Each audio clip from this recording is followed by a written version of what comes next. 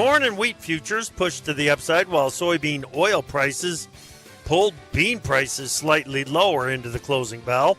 Livestock futures were under pressure, but most contracts worked up from session lows before settling for the day. Live from the first day of spring on paper via Farm Journal broadcast, this is AgriTalk. This afternoon we'll chat with Rick Brock from the Brock Report. Directly following the news, Brian Splitt from agmarket.net. I'm handsome newsman Davis Michelson. Now here's the host of AgriTalk, Chip Flory. All right, Davis, hey, thank you so much. Yeah, happy National Ag Day, man. National Ag Day. Happy that. Yes. Yeah, let's see, spring officially starts like after 10 o'clock tonight, right? Something like that. Yeah. Right. On paper, supposedly it's spring. Although it's been, okay, so we're 64 degrees and sunny in Kansas City here. Right. It was like this temperature like a month ago, bro. Yeah. So this is sort of like basically winter temperatures at spring. What is this? I don't know. Blame the varmint. Ooh. Yes. The Nino, perhaps, is to blame for this. Are we going to blame the Nino now? Let's do that, yeah. Okay, all right. Mm-hmm. 55 and sunny here. Uh-huh. Feeling pretty good. We could definitely find other things to complain about in the middle of March at temperatures we're sitting at. We could. Oh, absolutely. Like the fact that we've got some snow in the forecast for Thursday. Oh, you see there, right there. Yeah. See? Mm-hmm. Yeah. Mm-hmm. Yeah. Like we talked about with Brett Waltz yesterday, we had to get to spring to get some snow in the forecast, and here it is. Mm-hmm. Looks like we've got some chilly weather for a weekend coming up here, no doubt about it. Okay, livestock markets were under pressure, not serious pressure, especially in that cattle complex, but still there was some pressure that the markets had to deal with today. Lean hogs, a little bit heavier selling interest in the lean hogs. Corn traded to the upside. Wheat was trading to the upside. Soybean meal traded to the upside. But soybean oil kind of drug that bean market to the downside. We're going to cover it all with Rick Brock from the Brock Report today. But that will be after we have a conversation with Brian Splitt from agmarket.net. Okay, man, let's get to it. What you got? Well, Chip, wheat futures scored back-to-back gains, with futures posting a low-range open and a high-range close. May's soft red winter wheat futures face resistance at last week's high of 556. Headlines from Ukraine continue to support wheat prices, and uncertainty over crop conditions in the United States SRW and hard red winter wheat areas. Warm winter temperatures left the winter wheat crop vulnerable to potential damage from an early spring cold snap, and traders seem to be most interested in exiting short positions due to crop uncertainty. July HRW wheat futures were 8 cents higher, 575.5. July SRW wheat up 9 3/4, 567 1/4. July spring wheat closed at 662.5. That's up 4 3/4 cents, Chip. Doesn't seem like we should be worried about some freezing temperatures in the middle of March and the potential impact on the winter wheat crop. But because it had started to green up and the winter temperatures were promoting some growth, we left that crop vulnerable to some damage. Well, July corn futures traded on both sides of the pivotal 450 level as the market consolidates in a sideways pattern. Today's strength in May corn ran into a roadblock at 440, with the contract posting an inside trading day with a low-range open and a close near session highs. Uncertainty about the Brazilian corn crop has chased some selling out of the corn market, even as beneficial rains in Argentina have stabilized yield prospects in that country. May corn futures were 3.5 cents higher at 439.5. July corn up 3.5, 452.25. December corn futures closed at 473.25. Chip, that's up 2.5 cents. I don't know if there's been massive short covering happening in the corn market to this point, but short covering is the big part of the reason that we've seen some strength in corn. The bean market failed to find spillover support from wheat and corn, with May bean futures staying below resistance at $12 for the entire session. The Brazilian bean harvest and hedging of that crop in the U.S. market capped the recovery rally in old crop bean futures, while improved yield prospects in Argentina has added price pressure. May bean oil traded to the highest level since January 12 to start the week, but reversed momentum before yesterday's close. That turned into a high range open and a close near session lows. May beans were 2 1/4 cents lower, 11.85 July beans down 2 cents to $12.25. November beans closed at 11.81 1/4. That's up 3/4 today, Chip. Look at that bean oil chart right now, and when you do, you see yesterday's price action continuing and spilling over into today's trade, and it's starting to feed on itself to the downside. Downside momentum is definitely in place. July cotton today, 114 points lower, 93.12. On your livestocks, April fat cattle futures posted an inside trading day with a high range open and a low range close as the market consolidates above support at 187.50. Heavyweight choice graded boxed beef surged $1.56 this morning, with select graded boxes down 6 cents. Movement was good at 75 loads. April live cattle were 52.5 cents lower at 188.05. June futures down 40 cents to 185 on the snout, and April feeders down 2.5 cents to 255.07 1/2. And on the snout side, April lean hog futures opened lower and near session highs, then drifted lower throughout the session. April hogs $1 lower, 85.82 1/2. June hogs down $1.77 1/2 to 101.25. Chip Flory.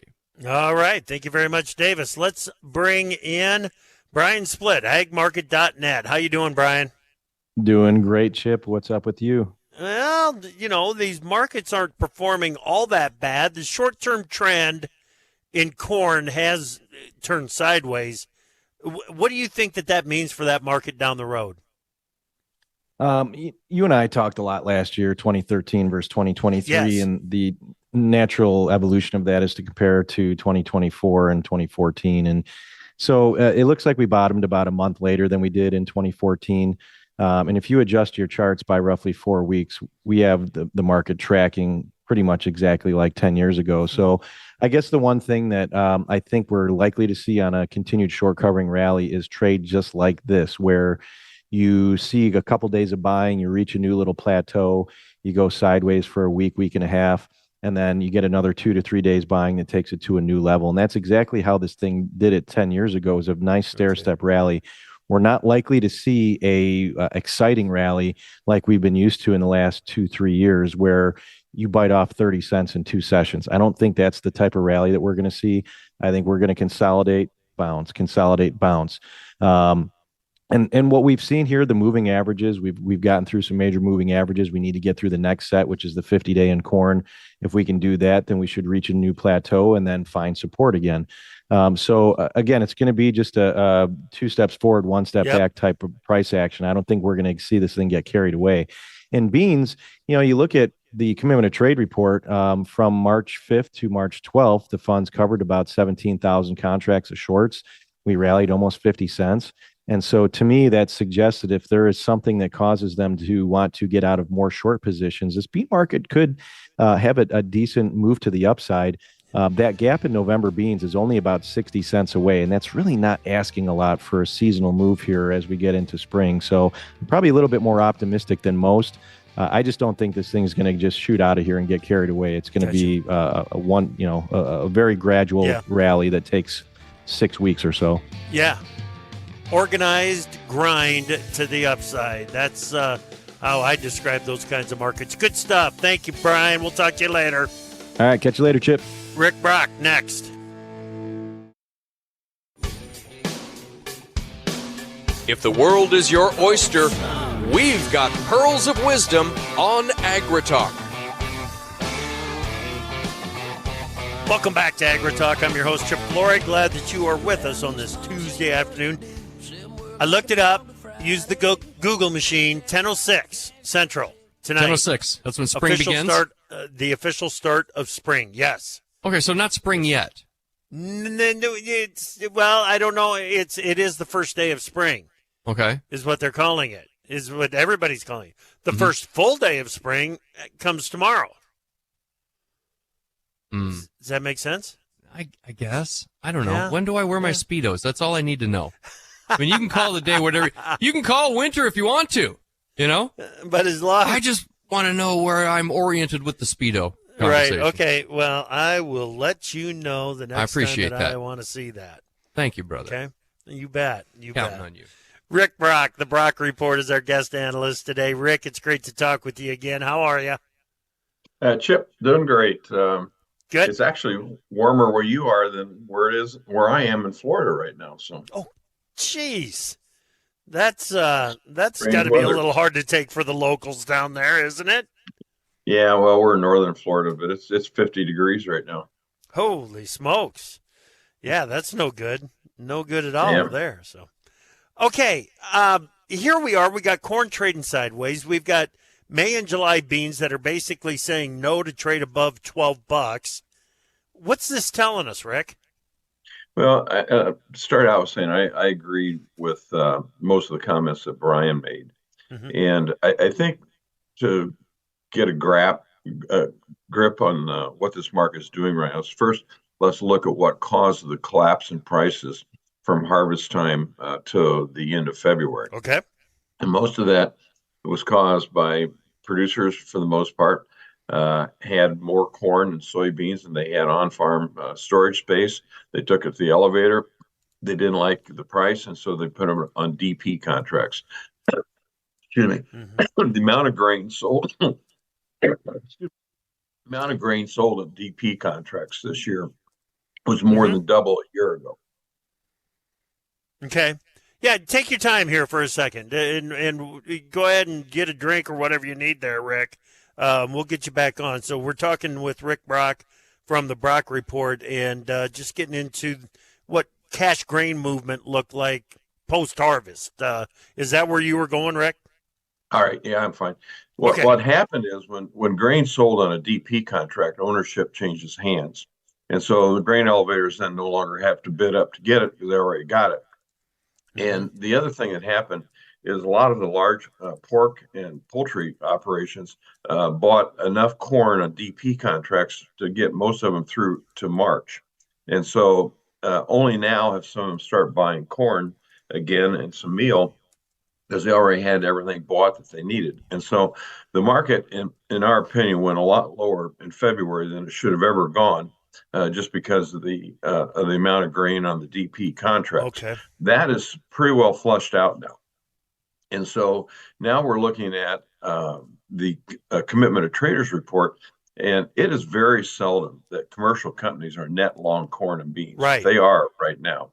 And the commodity funds are almost as short now as in corn, they're shorter than they've ever been.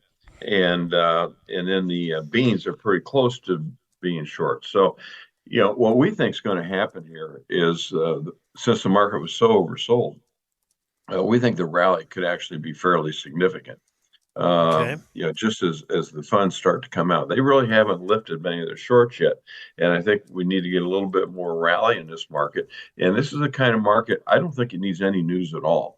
To rally another 30 cents in corn, another 50 cents in beans. You look at a July corn chart. We think it's very possible you could get July corn into the 470 to 480 area. It closed today at 452. And you take a look at soybeans. I don't know that they can get to that gap that was left up at 305 in the July, but I think it's very realistic to get 1250 to 1270. We closed at $12 today. So, I think there's a lot of reasons to be optimistic, but I think we also have to recognize we have way too much corn and beans on hand. And no matter what the stocks report says, that number is not going to change very much. Right. And so I think there will be a lid on this market, but I don't think we've hit it yet. But I do think we'll have it before we're halfway through corn planting, maybe before. I'm looking at this more from a timing perspective, and I'm hoping that this market gives us another 50 cents on the corn and $1 on the beans to allow producers to get caught up on sales and to be able to book some new crop at above break-even prices. And I think we'll have a shot at that. You put $1 on this bean rally, and that it will be a significant rally from the lows that we posted about a month ago, Rick. Yeah, but it does seem totally impossible right now.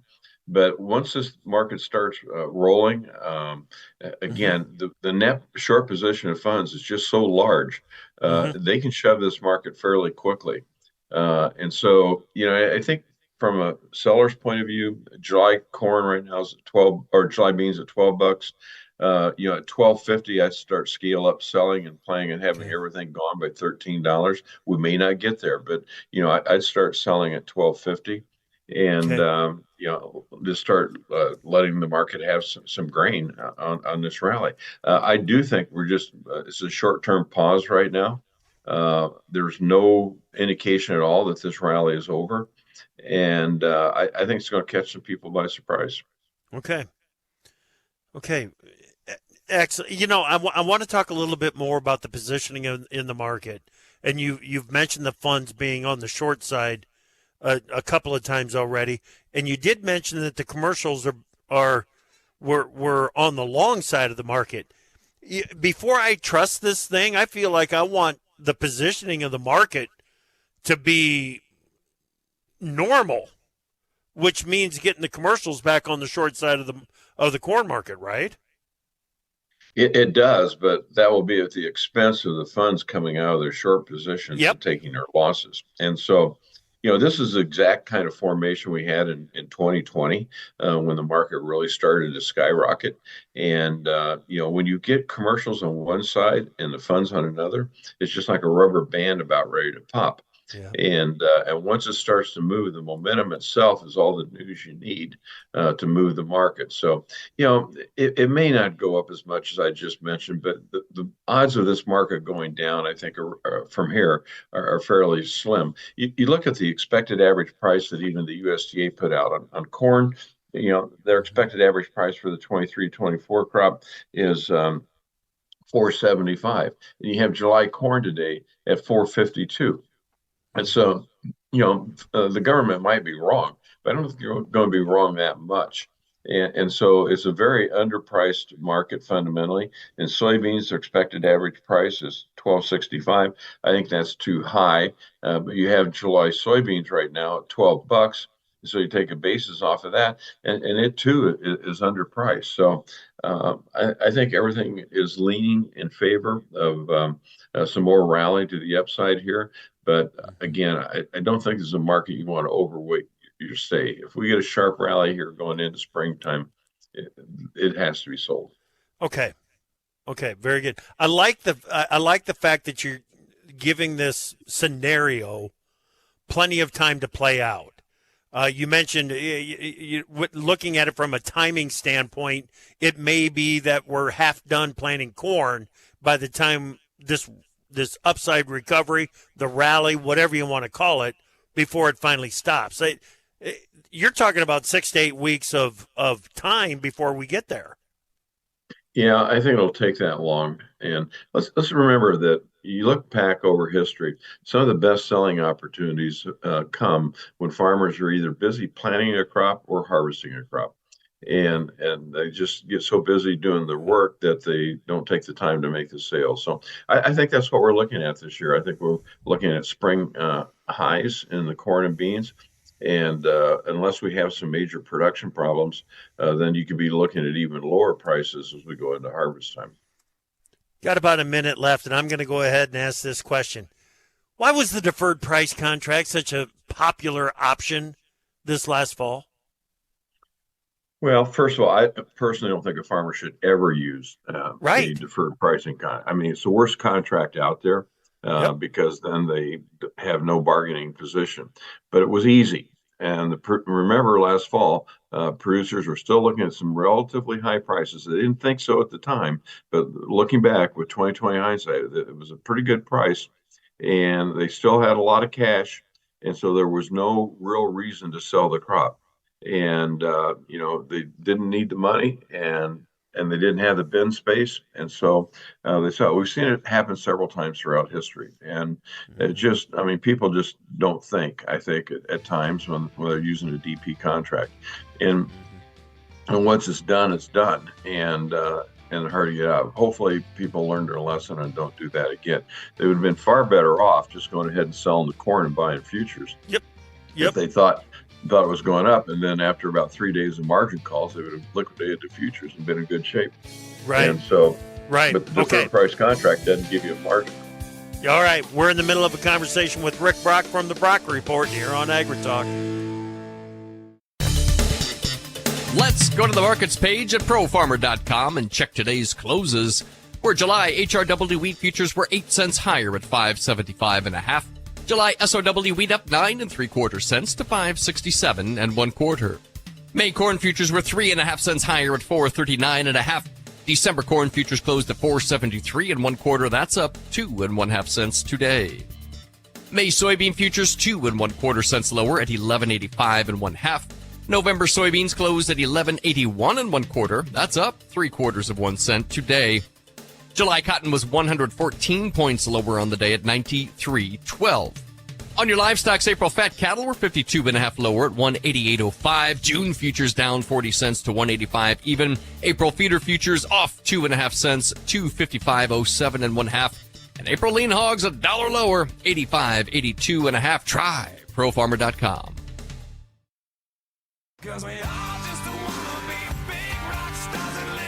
Opinions expressed on AgriTalk do not necessarily reflect the views of Farm Journal Broadcasting, affiliate stations, or sponsors.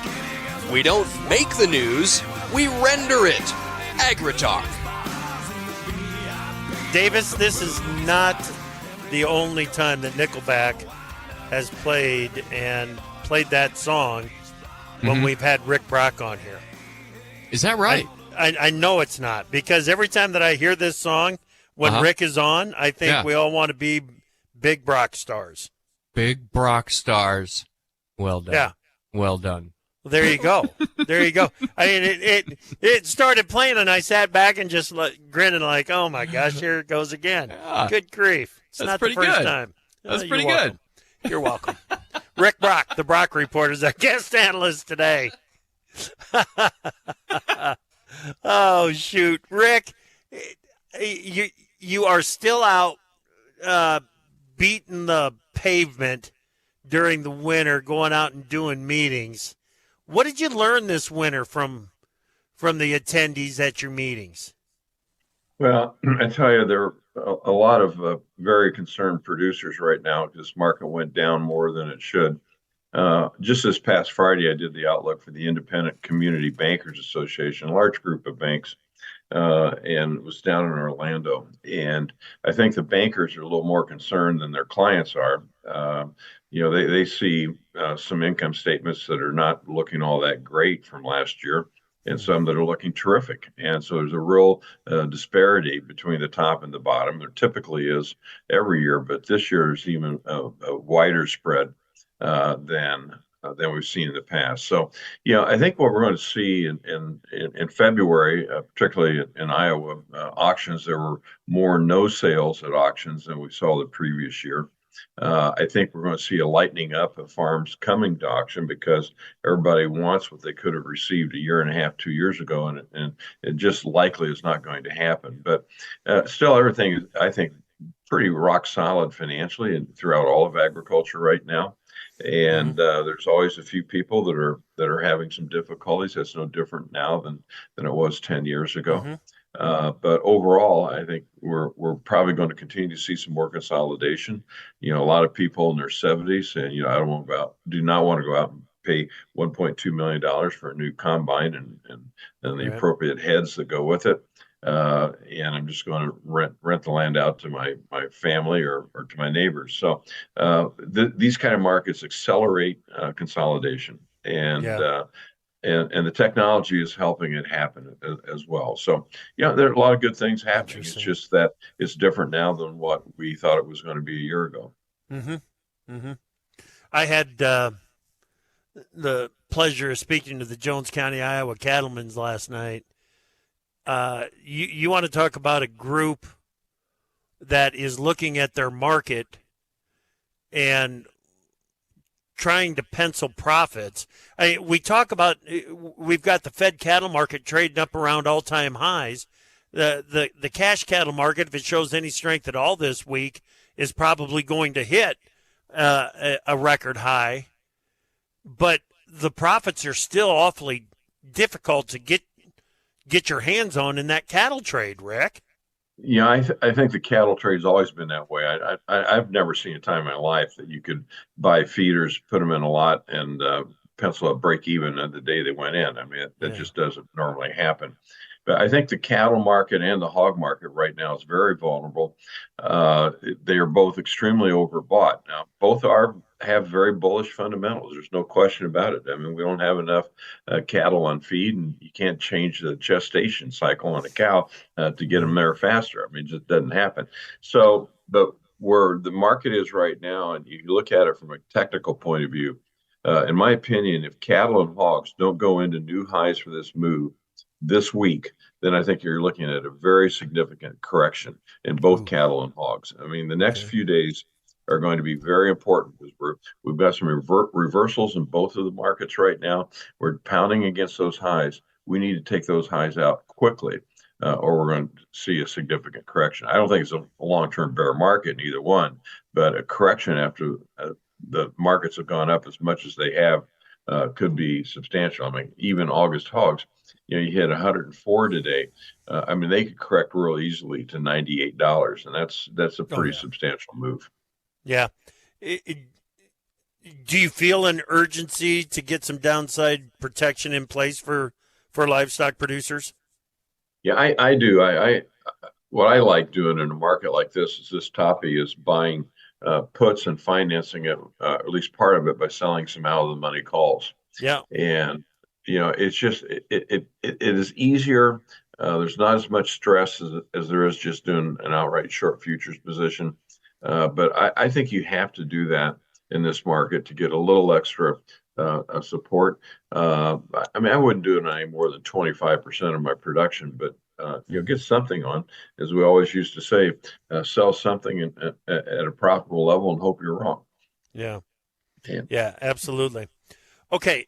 Another thought that I had during the break here was, and I have no reason to doubt or question the outlook that you gave me on corn and soybeans in the last segment. I agree. It feels like the market is set up for a no reason rally.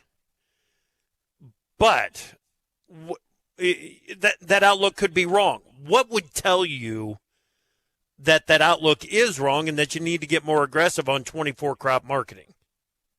Well, I think to make that kind of decision, you really have to look at the technical side of it. And give you an example, in July corn, what would make me nervous is a close in July corn futures below 444. Which is only 8 cents from where we're at right now. But it looks like we're building a bull flag. We take out the bottom of that flag, then I think you got to pull the plug on a little more corn. In the case of soybeans, I think that support area is all the way down around 1186. And those two areas, in my opinion, have got to hold, or the correction is going to be down to the lows that were made at the end of February. But right now, I think it looks pretty positive. Gotcha. Okay. End of the month, quarterly grain stocks report, prospective plantings report. The markets are factoring in or baking in some different scenarios. On the acreage side of things, Rick, what's the most likely trends that you see? I think 91 million on corn is still in the ballpark of where we're going to be on the acreage.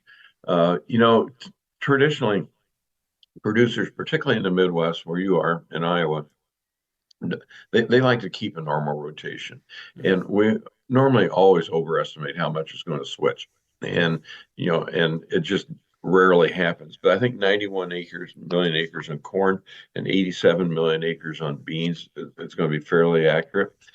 We will lose some corn acres, I think, in the Mississippi Delta. We have a lot of our own clients right now are switching from corn to cotton. It's winning out over soybeans in a lot of those areas, and a little bit will go to rice, but not very much. And so we'll lose some acres down there. And I know Midwestern farmers think, well, it's not real productive land. That's not the case. I mean, Mississippi Delta has a lot of 250 bushel corn land. Yeah. And it's all irrigated. And since the varieties started changing 15 years ago, they've done very well. But it's still not big acreage like we see in Iowa and Illinois and Nebraska and Minnesota. So I just don't think you're going to see as big of a shift as some people do. And beans, though, going from 83.6 to 87, people may think that's a big shift, but it's really not. And so, and we take a look at the stocks. I mean, we just have way too much corn and soybeans. I mean, Yeah. they can't change that number enough to really have an impact on this market. Yeah, and I mean, our ethanol production numbers are good. Our corn export numbers are not terrible, but you can't get enough movement on the demand side of that balance sheet to make much of a difference, can you? No, you can't. You know, the numbers that can change fast are supply numbers, i.e., crop problems. And because the demand, I mean, we're not going to change the number of pigs. We're not going to change the number of chickens dramatically and increase that demand. You're right. Corn exports are actually fairly good. And it just shows that the laws of economics haven't been repealed. You get the price of corn cheap, more countries are going to buy more corn. And the slowing or the purchasing of corn throughout the last 3 years has slowed down because of the high prices, and now that's coming back. So we are building some demand, but we're not in the soybean complex. Everybody's thing that scares me the most is so many people are counting on renewable diesel to be the savior for the soybean market. Well, what if we don't build as many plants as forecast right now? And we've basically given the export market away to Brazil. I mean, they're exporting almost double the amount of beans that we are now. I mean, I never thought I'd see that in my lifetime, and it's just accelerating. And so, you know, what is it going to take to ever get that market back? And frankly, I don't think we can. I don't know if we want to go through that pain of what it's going to take to get that market back, because we'd be under the cost of production for quite some time trying to get that demand back. 30 seconds left here, Rick. We got the FOMC meeting today and tomorrow. No change in rates? I don't think so. And you know, I'm in the camp that our current rates are kind of like having $5 corn. You know, both buyers and sellers should be able to make something. Sellers won't make a whole lot, but when you take a look at where we were at when we had 2.5% to 3% money, that's like giving money away. And long term, that's inflationary. But we have enough inflation in this country right now. I don't see how the Fed can bring the rates down. We have to remember that wars are inflationary. There are a lot of companies making a lot of money off of this war.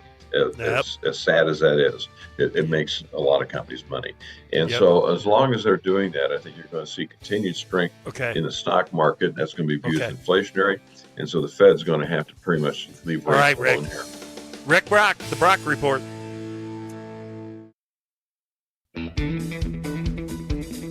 The best talkers in ag, including you.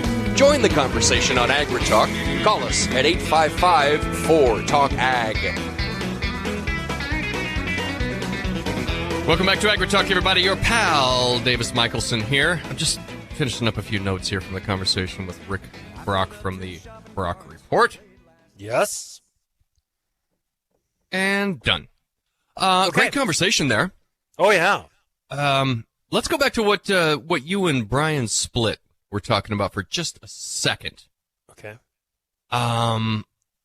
What Brian would like to see is a nice gradual stair-step rally in corn. 2 steps forward, 1 step back. If it means we need to take those steps back to create a constructive bit of upward momentum here, that's what we got to do. So we got to do. Yeah, an organized grind is what I've always kind of referred to those markets, where you can see the patterns on the daily charts. You can see the patterns that are repeating. Nothing happens too quickly, right? But you get 45 days down the road, and you look back at where the market has come from, and it's made progress. Yep. And that, I think, is what both Brian and Rick talked about today, was don't get too excited with this market. And Brian came right out and said it. Don't expect a 2-day 30-cent rally in corn. expect the tough grind. Yeah. For a while there, what were we saying? 30 cents is the new nickel in corn kind of a thing? Yeah. Seems we like it don't say was. that anymore. No, not even. No. Yeah, the old nickel is the old 30 cents now. Right. Or the new nickel is the old 30. Yeah. We've reverted. Yes. Yeah, absolutely. We both said absolutely at the same time. There we go, thinking with the same brain again. Okay. See, I knew you were going to say that. Oh, my gosh, we're sharing it. Tough talk on the domestic soybean demand. Right. Some hoping for a panacea here. I wonder if, tell me if this is fair or not. I want you to talk around this, Chip, but when corn growers, when the ethanol thing became a thing, and suddenly now we've got this 15 billion gallons and these numbers, here we are with soybean. Are soybean growers looking at this like, well, this is the new ethanol just for beans? Mm-hmm. And hanging perhaps too much hope on domestic demand? Well, it's a thought now, isn't it? Just saying. Yeah, and like Rick said, if we have to back up and get into the export market and try to reclaim some of that market share that has been lost, that is going to be a difficult, painful experience for the soybean market.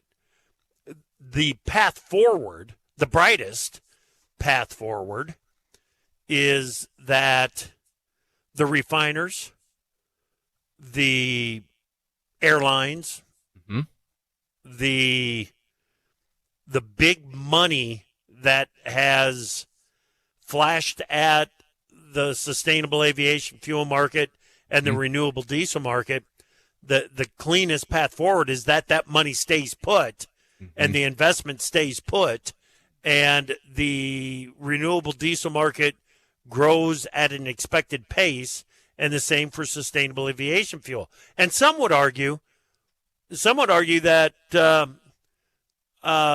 growth pace is already slower than what the market expected. I would, if you believe that, I would argue that your expectations were out of whack. Okay. Just like you can't speed up the biology of a cow and grow the beef herd. I was going to get there. Yeah.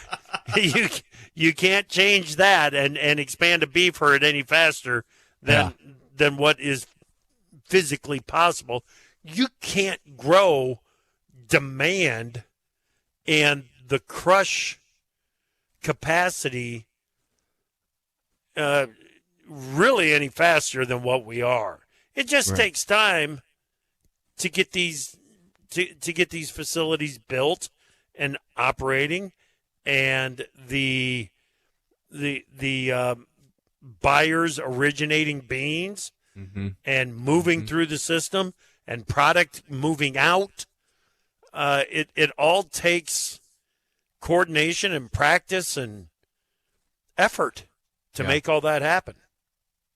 Speaking of building out the infrastructure, and I know some of it is coming as sort of remodeled refineries or refineries adding a unit, sort of off to the side of their existing facility. You remember, what was that, 10 years ago maybe? There were about 12 different domestic fertilizer projects floating around out there. And it was going to be the greatest thing. We're going to make our own fertilizer. It's going to be freaking awesome. And like, what? 2 greenfields got built, a couple of expansions onto existing facilities, and the rest of them just sort of petered out. Yeah. I'm concerned for soybean processing, for bean crush. But that market, when you just look at I don't care if you want to call it fertilizer price, if you want to call it profitability in the fertilizer industry, I don't care what you want to call it. That chart was top left to bottom right for 10 years. Yes, it was. Yeah. For 10 years. Yep. That's not the case for renewable diesel. That is not the market trend. Ah, okay. That is not the the profitability picture, Yeah. because the profitability picture is kind of out the window because of all the tax incentives. Mm-hmm. You know, there's more to it than profit. There are tax dollars and taxpayer dollars, that's what I was trying to get at, Mm-hmm. that are being invested in these projects. And it's awfully hard to say, watch out, that isn't going to happen. National Weather Service 6 to 10-day outlook, March 25th through the 29th. Below normal temperatures, call it the Mississippi River westward, near normal to above normal east of that. Above normal precipitation expected over the entire belt. We're got to have another conversation with Paul Neifert tomorrow morning in a Farmer Forum here on AgriTalk.